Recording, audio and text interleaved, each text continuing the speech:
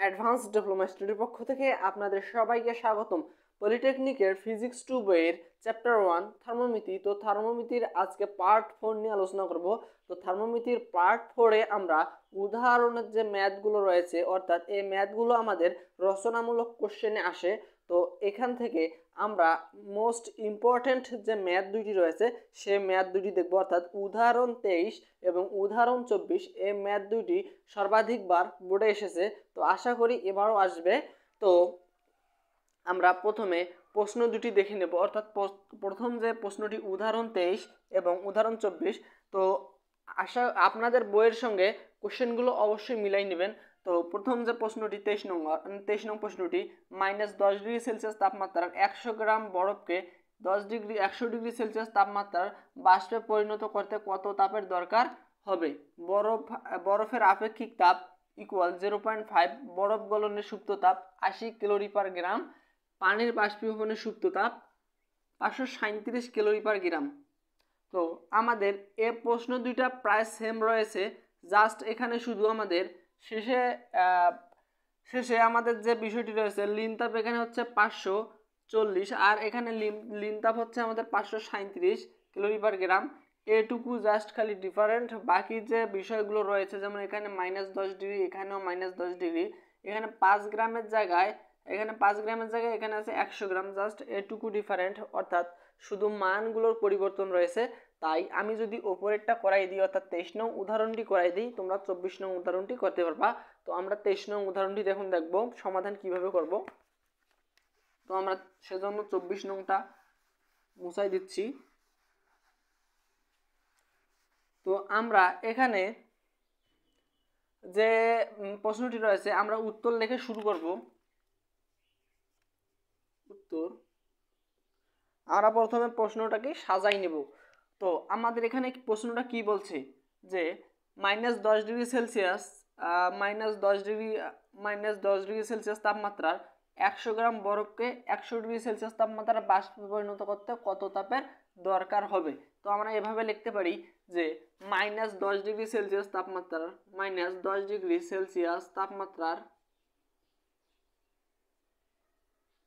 100 গ্রাম বরফকে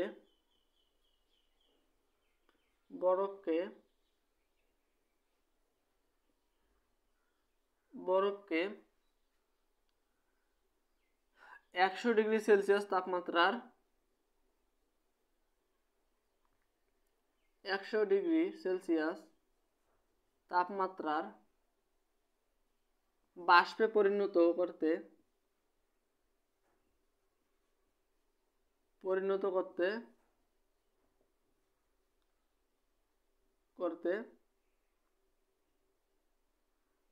বাষ্পে পরিণত করতে এই তাপের প্রয়োজন হবে।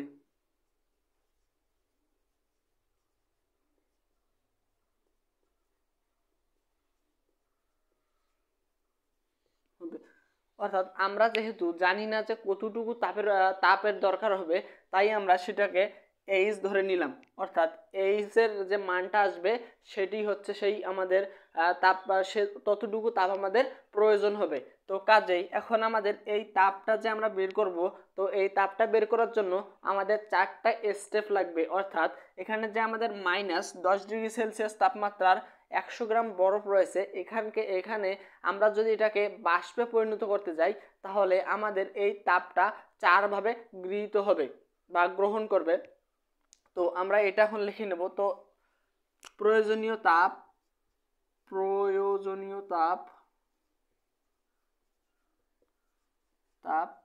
4 ভাবে গৃহীত হবে।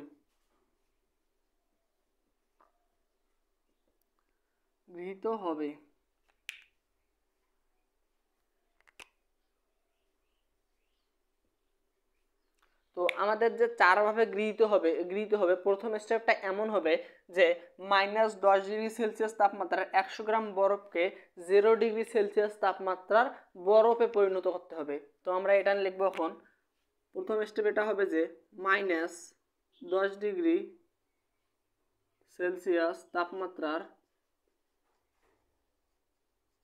100 গ্রাম বরফকে 100 গ্রাম বরফকে -10 ডিগ্রি সেলসিয়াস তাপমাত্রার 100 গ্রাম বরফকে 0 ডিগ্রি সেলসিয়াস তাপমাত্রার বরফে পরিণত করতে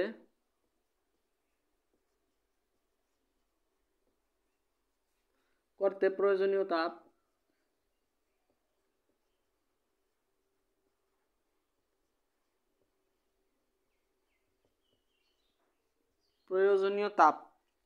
আমাদের প্রয়োজনীয় তাপটা কি হবে?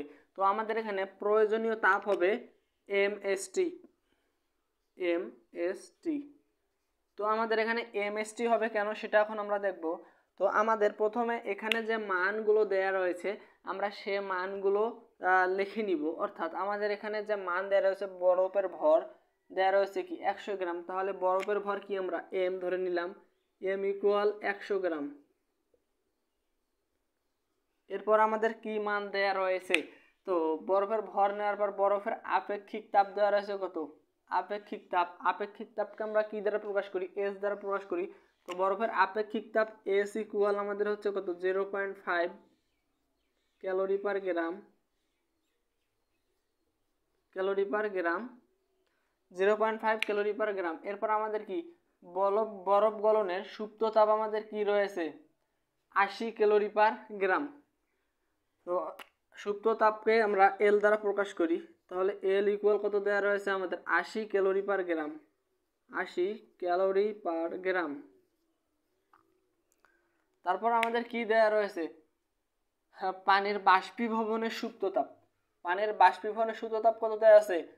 537 ক্যালোরি পার গ্রাম। অর্থাৎ আমরা এখানে যেহেতু এল ধরে নিয়েছি, এরপর আমাদের পানির বাষ্পীভবনের সুপ্ত তাপকে আমরা L2 ধরে নিতে পারি, বা L1 ধরে নিলাম। আমরা L1 ধরে নেই। L1 ইকুয়াল 537 ক্যালোরি পার গ্রাম।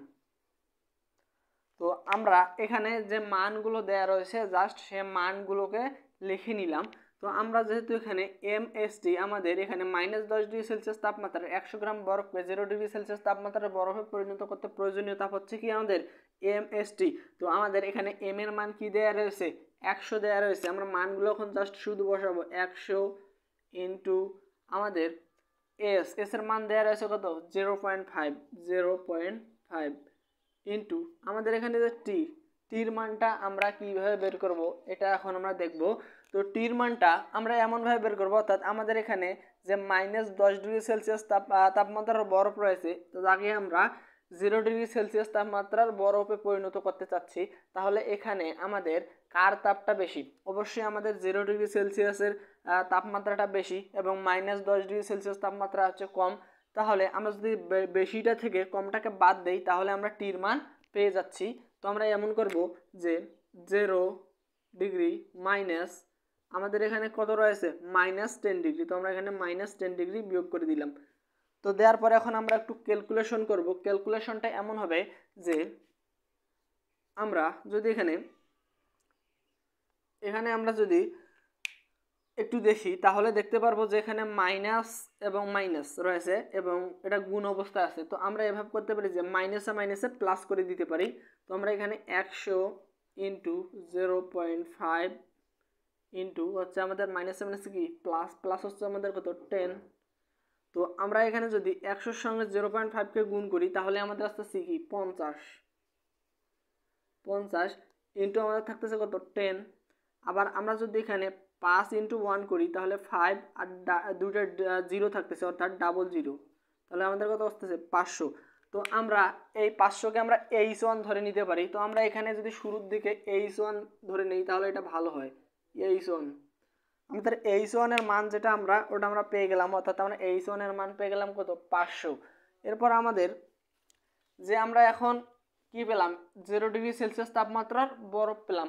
এখন আমরা এই 0 ডিগ্রি সেলসিয়াস তাপমাত্রার বরফকে 0 ডিগ্রি সেলসিয়াস তাপমাত্রার পানিতে পরিণত করব। তো আমরা এখন এটা দেখব দ্বিতীয় স্টেপ, অর্থাৎ H2 আমাদের এখানে হচ্ছে দ্বিতীয় নাম্বার, যেহেতু এইচ দ্বারা আমরা কিন্তু হিটকে বোঝাচ্ছি, অর্থাৎ যে তাপটা হচ্ছে এটাকে বোঝাচ্ছি। তো আমরা এখন 0 ডিগ্রি সেলসিয়াস তাপমাত্রার 100 গ্রাম বরফকে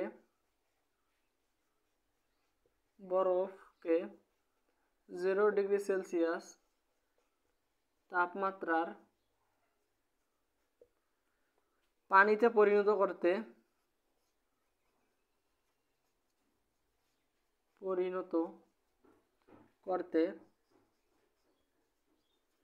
প্রয়োজনীয় তাপ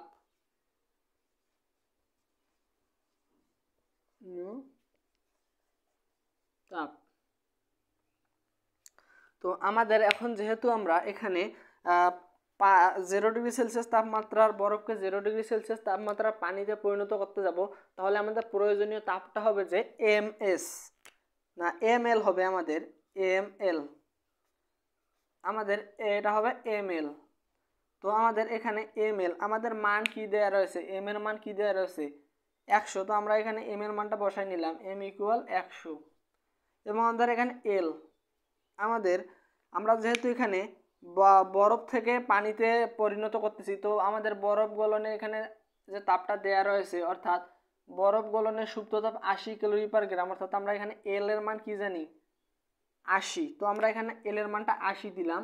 তো আমরা এখন এখানে ml এর মান যদি বের করতে চাই, তাহলে আমাদের m এর মান যদি হয় 100 ইন্টু এল এর মান কত 80, জাস্ট এটা আমরা গুণ করে দেবো। অনেক সঙ্গে আমরা যদি 8কে গুণ করি তাহলে হচ্ছে 8, আর এখানে আমাদের 2টা শূন্য, এদিকে 2টা শূন্য, তাহলে হচ্ছে কত 3টা শূন্য। এটা হচ্ছে আমাদের ক্যালোরি, অর্থাৎ আমাদের এটুকু তাপের প্রয়োজন হচ্ছে। তো আমরা এখন আমাদের 2টা স্টেপ শেষ, এরপর আমাদের কি করতে হবে, তৃতীয় স্টেপে যে কাজটি রয়েছে সে কাজটি আমরা এখন করব। তো উপরগুলো একটু আমরা মুছাই দিই। এখন আমাদের জাস্ট মানগুলোর দরকার হবে।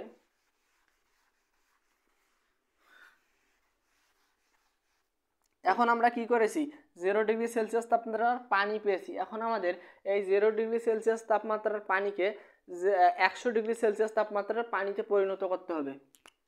তো এখন আমরা যেটা করব, আমাদের H3 আমাদের 3 নম্বর স্টেপ হচ্ছে 0 ডিগ্রি সেলসিয়াস তাপমাত্রার পানিকে 0 ডিগ্রি সেলসিয়াস 100 ডিগ্রি সেলসিয়াস, আমাদের 0 ডিগ্রি সেলসিয়াস তাপমাত্রার এখানে আমাদের 100 গ্রাম যেহেতু আমাদের রয়েছে, ভরটা রয়েছে 100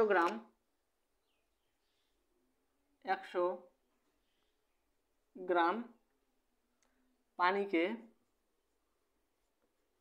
100 ডিগ্রি সেলসিয়াস তাপমাত্রার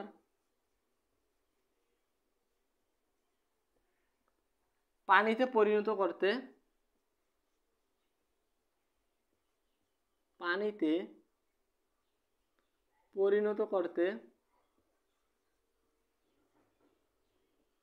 প্রয়োজনীয় তাপ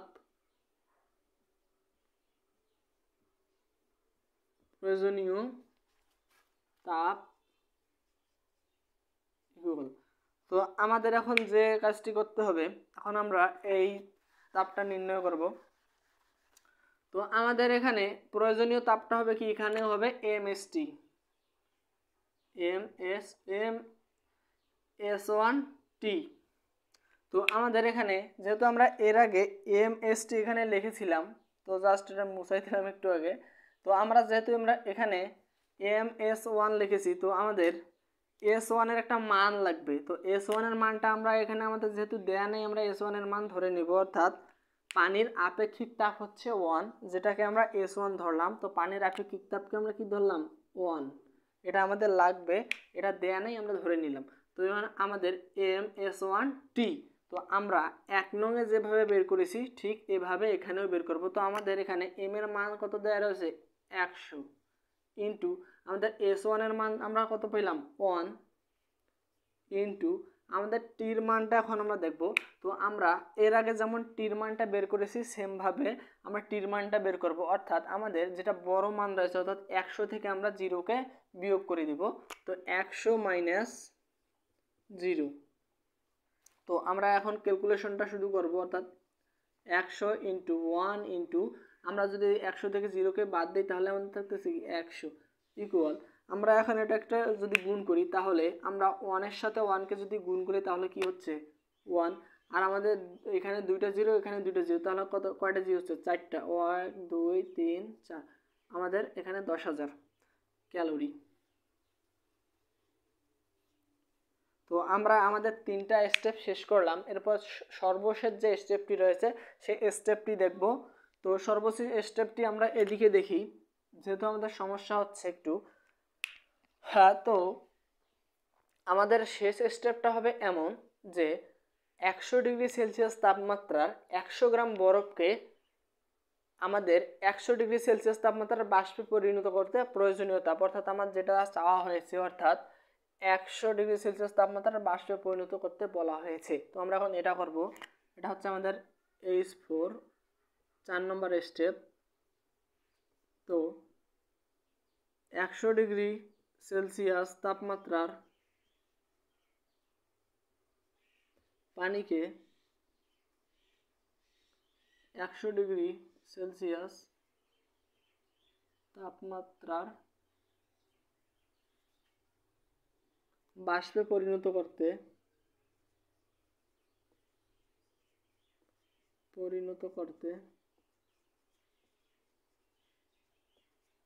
প্রয়োজনীয়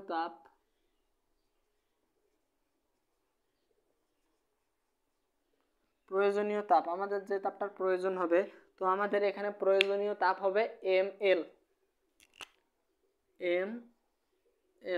ইকুয়াল, তো আমরা এখানে মানগুলো যেহেতু ml1, আমাদের প্রয়োজন হবে ml1।